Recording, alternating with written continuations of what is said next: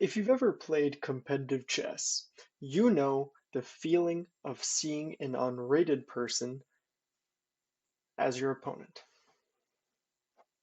Some common things that, us players will feel is denial, anger, bargaining, depression, and then acceptance, all right before the game. Now, why does this phenomenon occur?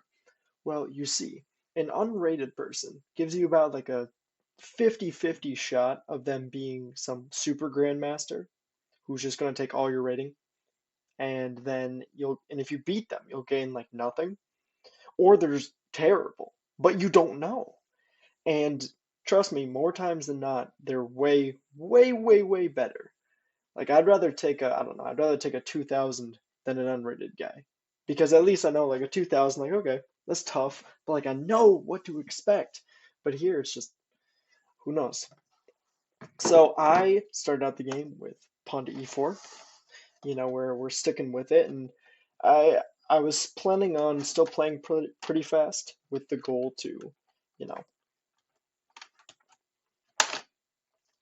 with the goal to win quickly. So he plays e5, and I play my Italian opening. This is probably one of my favorite openings in the game. I know stupid amounts of theory for it, and the main moves here are either bishop c5 or knight f6. Um, I mean, there are some sidelines, but those are the moves that you're going to expect, and you're going to get a really like rich theoretical game that's usually pretty even, but there's a ton of plans to go for. But then he played this move f5, and I was like, that's a move, that's a gambit. I remember, yeah, what was it like 2 years ago when I used to play pawn to e5 as black. I had been trying to look for a gambit to play against the Italian because I would play like the Yanish, which is the Yanish is bishop b5 and then f5, and it's different here. Um, Way better, way more well known, and it's really hard to deal with. But in the Italian, this is this is not the same thing because the bishop is aiming at the king instead of being over here. Um, But here's the problem. I didn't remember any of the theory, so I'm sitting here and I'm like, I could go d3. I could take his knight. I can take here. But I was like, I don't want to think too much, so I'm just gonna take and see what happens. And I'm slightly worse. His opening worked. The unrated guy had me already really uncertain on move four. But he played knight f6, and I was like,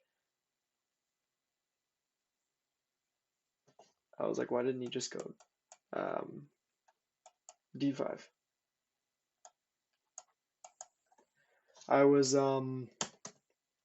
calculating all that, and then he just develops his knight, and I'm like, okay, we're gonna go queen e2. This seems kind of reasonable.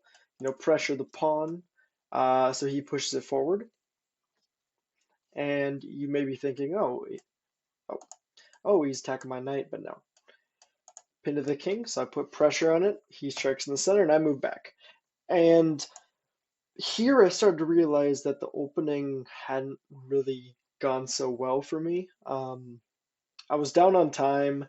I had not refuted the gambit, and my position was like okay, but I was just starting to be like, okay, well now I got to find some way to get to the king.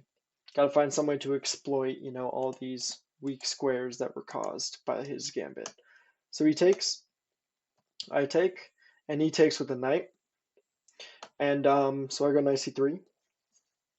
Point of knight c3 is to just, try and dislodge the knight. And I saw a few responses for him, um,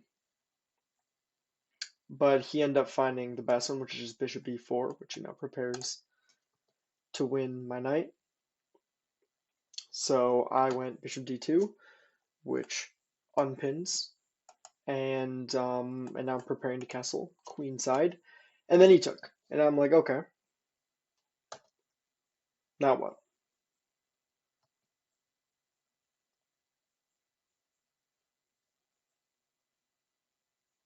And then I was like, wait a minute.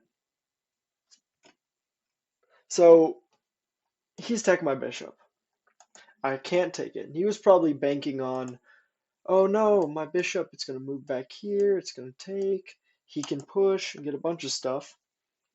But I was like, oh, well, I want a castle, so all right, long castles. And can't take the bishop. Take the bishop, uh-oh, there goes your queen. And so I have got what I wanted, and now his pawn is about to get taken. So here I'm starting to be like, okay, I won the game. It sounds cocky, but I'm like, it's game over from here. Just take my time and execute it properly. So you went queen f6, gave up the central pawn, knight takes, and then he castled. Um, for that reason, I think bishop takes is probably better, just because if this takes now, we can prevent castling both ways. But I didn't really think it mattered. So he castled. I took the bishop, and then he checked me.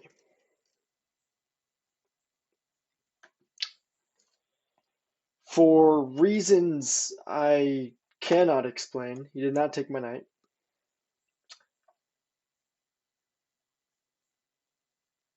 Um,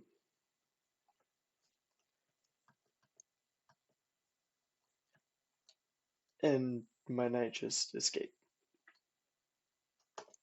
So traded rooks, traded that. He pinned my knight. I move my king out of the way of this pin, and then he goes knight a5, goes after the bishop, and I'm like, okay, we're gonna just make a silly little threat. I'm gonna threaten checkmate, where I'm just gonna go boom and take the rook.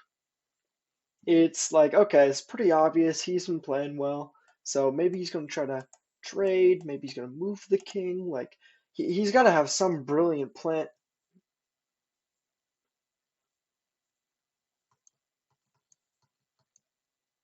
Checkmate. Um,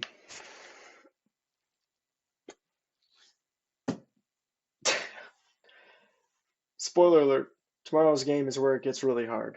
So, being 3 out of 3, being in the top 8 people left, it was great, but I knew that it was not going to be easy.